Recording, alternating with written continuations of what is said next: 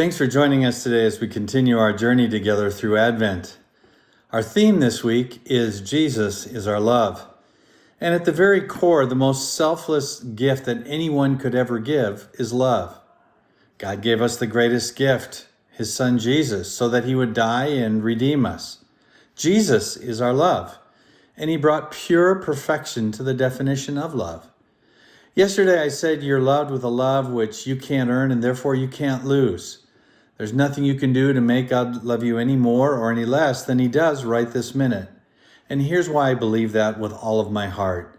I'll use the Apostle Paul's words in Romans 5.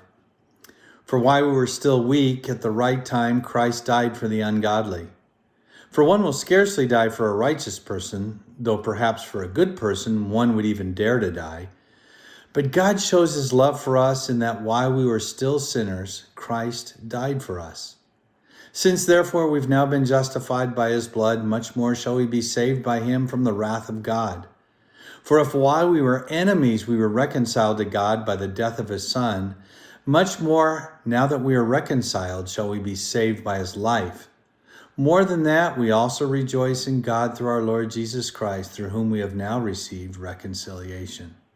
Did you hear it? Weak, sinners, enemies. That's what we are on our own without Christ. But in a relationship with Jesus, we're saved and reconciled to the one who loves us unconditionally with his perfect love. When you celebrate the baby in the manger, you're really celebrating the one who died for you, even before you were ready, willing, or able to receive his perfect gift of love. If you have yet to receive the love of Jesus, I'd love to talk to you about it. Email me at stevej@illuminatecommunity.com and I'll get right back to you. You shouldn't go another day without experiencing the full love of Jesus. And moms and dads, let's find some time to explain this to our kids by making a love banner to hang above the doorway or your tree this week. Just get some cardstock, have the kids cut letters out of white paper to spell out Jesus is our love, and glue them to some colored construction paper. And then string yarn through the letters and hang it up either on your tree or on your doorstep.